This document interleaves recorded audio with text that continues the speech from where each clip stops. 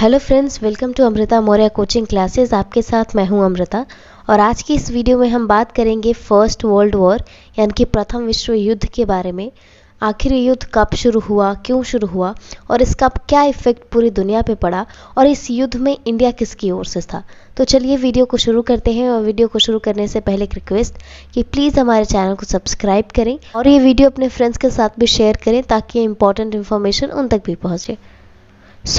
First World War was started on 28th of July 1940 and ended on 11 November 1918। यानी कि पहला जो विश्व युद्ध था वो 28 जुलाई 1914 को शुरू हुआ और 11 नवंबर 1918 को ख़त्म हुआ। यानी कि ये युद्ध 4 साल से भी ज़्यादा चला, इसीलिए इसे ग्रेट वॉर यानी कि महान युद्ध के नाम से भी जाना जाता है। नेक्स्ट पॉइंट ये है, over 30 nation declared the war and the countries were divided between two groups. यानी कि 30 से ज़्यादा देशों ने इस युद्ध में भाग लिया और ये जो सारी कंट्रीज थी ना, ये आपस में 2 ग्रुप्स में बट गई और आपस में लड़ी। और ये ग्रुप्स का नाम था एक्सिस पावर यानी कि हिंदी में जिसे हम धुरी शक्ति कहते हैं, और दूसरा था द अलाइज पावर यानी कि मित्र शक्ति। अब हम बारी बारी से इन दोनों ग्रुप्स के बारे में पढ़ेंगे। सबसे पहले बात करते हैं एक्सिस कंट्रीज यानी कि धुरी राष्ट्र की। Axis power is also known as central powers, यानी कि जो एक्सिस पावर है इसे सेंट्रल पावर के नाम से भी जाना जाता है यानी कि केंद्र शक्ति के नाम से भी जाना जाता है। Germany, Austria, Hungary, Italy, Turkey are the member of this group.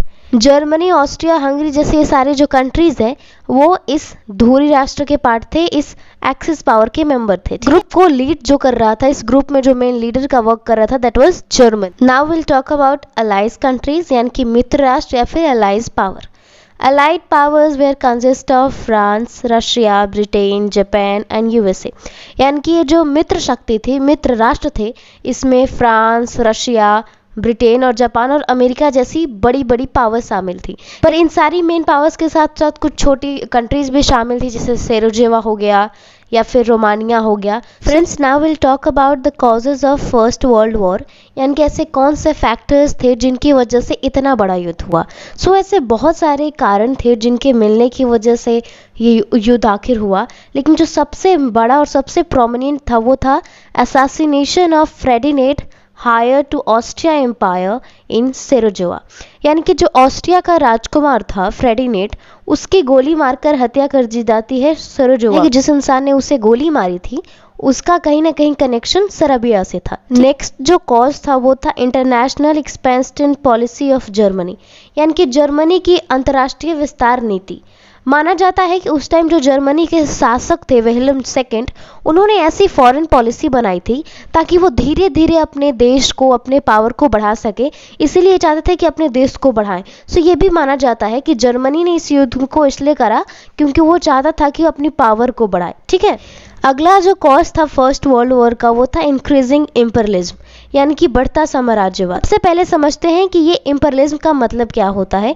जब कोई भी बड़ी पावरफुल कंट्री जब खुद के देश के साथ अगल बगल के देशों पर भी अपना हक जमा चुकी होती है और वहाँ से अपना बिजनेस करती है, जैसे ब्रिटेन इंडिया में आया, यहाँ के रॉ मटेरियल का यूज़ किया, खुद को बढ़ाया, तो वो होता है इम्परलिज्म। ठीक है, जितनी भी कंट्रीज इस फर्स्ट वर्ल्ड वॉर में इन्वॉल्व थी वो सारी की सारी डेवलप्ड कंट्री थी। ठीक है, वो सारे इम्परलिज्म करते थे, यहाँ अपनी कंट्री के साथ साथ अलग अलग वैसे पिछड़े कंट्रीज में भी जाते थे जहाँ पर वो अपने बिजनेस को बढ़ा सके और वहाँ पर शासन कर सके।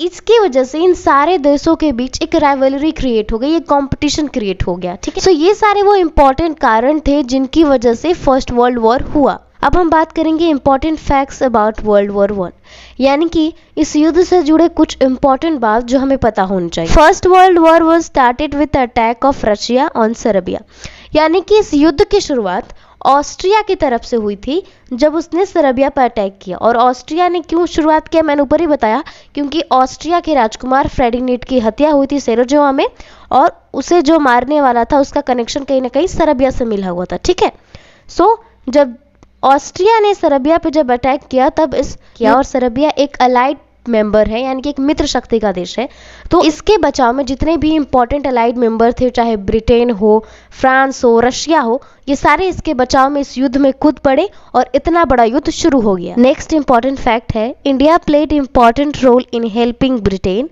And its allies to win over Germany.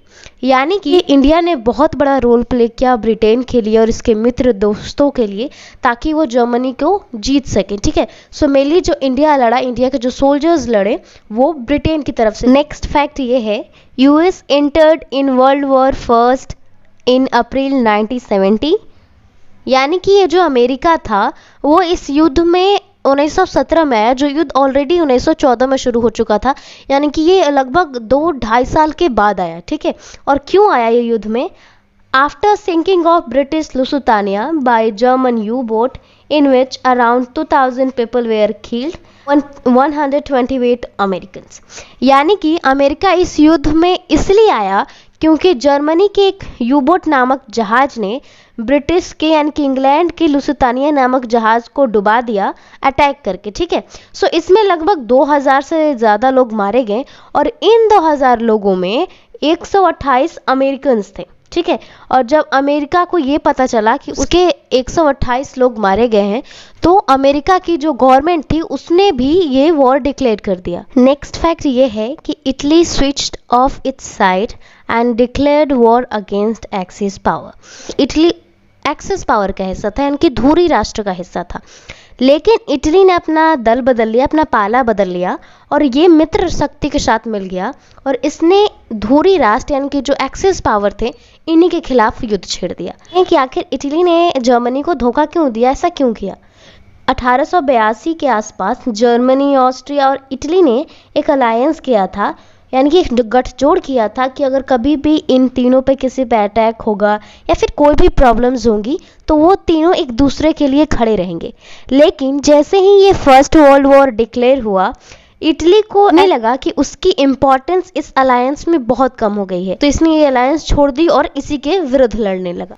So now will talk about the result of world war first, यानी कि इस युद्ध का क्या नतीजा निकला। सो इन 1918 infusion of America into western front finally tipped the scale into allies favour and allies one world war first. यानी कि 1918 में अमेरिका की इस युद्ध में कूदने की वजह से ये जो पूरा का पूरा वॉर था एलाइज के फेवर में जाने लगा और एलाइज पावर यानी कि मित्र शक्ति इस युद्ध को जीत गए।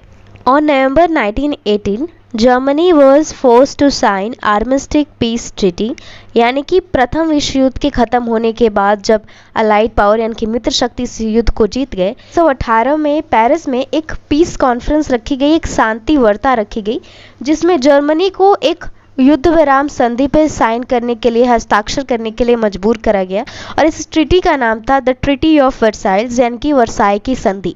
सो treaty of Versailles was world most controversial armistice peace treaty, यानी कि ये जो वर्साई की संधि है, ट्रीटी है, ये दुनिया की सबसे बड़ी कंट्रोवर्शियल डिस्प्यूट भरी संधि है, क्योंकि युद्ध विराम के लिए ऐसे बहुत सारी संधियाँ लाई जाती हैं, लेकिन ये संधि, ये ट्रीटी इसलिए ज़्यादा डिस्प्यूट भरी रही क्योंकि जिस कंट्री पर इसे थोपी गई वो बिल्कुल भी इसे तैयार नहीं था अपनाने के लिए, उस पर बहुत सारी ज्यादतियां की। Treaty of Versailles did not just blame Germany for the war but demand financial restitution, यानी कि ये ट्रीटी डिस्प्यूट भरी इसलिए है क्योंकि ना इसने जर्मनी को जिम्मेदार ठहराया कि आपकी वजह से इतना बड़ा युद्ध हुआ, इतना बड़ा डैमेज हुआ, और साथ ही साथ जर्मनी से ये भी कहा कि आप इन सब चीज़ों का हर्जाना भरो, रिपरेशन भरो। ठीक है, और साथ ही साथ इस ट्रीटी के जितने भी कंडीशंस थे कि ये चीज़ होनी चाहिए, ये चीज़ होनी चाहिए, उसे डिसाइड करने वाले अलाइड मेंबर्स थे। ठीक है, अलाइड मेंबर्स में भी 3, अमेरिका, ब्रिटेन एंड फ्रांस।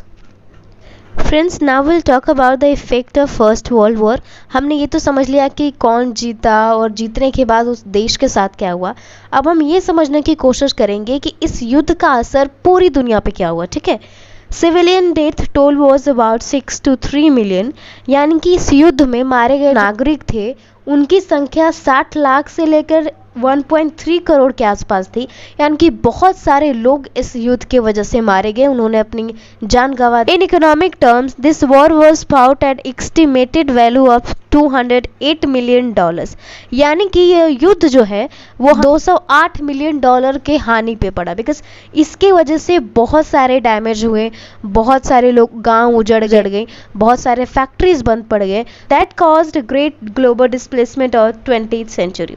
और इस इतने बड़े नुकसान के कारण पूरी जो दुनिया है वो मंदी के आगोश में समा गई। मंदी का मतलब ये होता है जब लोगों के पास काम ना हो, उनके पास खाने के लिए चीज़ें ना हो और थोड़ी बहुत जो चीज़ें मिल रही हो बाज़ार में हो, उनके दाम इतने ज़्यादा हो कि नॉर्मल लोग उसे अफोर्ड ना कर पाएँ, उसे खरीद ना पाएँ। ठीक है, इस मंदी में ना सिर्फ जो हारने वाली कंट्रीज़ रहीं वो इसका हिस्सा बनी, बल्कि जीतने वाली कंट्रीज़ यानी कि जो अलाइड मेंबर्स थे, जैसे ब्रिटेन हो गया, फ्रांस हो गया, वहाँ भी इस मंदी का बहुत बुरा असर दिखा गया। लोगों के पास खाने को लिए कुछ नहीं थे, लोग ऐसे भटकने को मजबूर थे। इसके साथ साथ पूरी दुनिया में इस मंदी ने अपना असर दिखाया। तो ये था पूरा फर्स्ट वर्ल्ड वॉर। उम्मीद करती हूँ कि फर्स्ट वर्ल्ड वॉर से रिलेटेड जितने भी फैक्ट्स हैं उस पर हमने बात कर ली। आज की इस वीडियो में इतना ही। वीडियो को पूरा देखने के लिए बहुत बहुत धन्यवाद।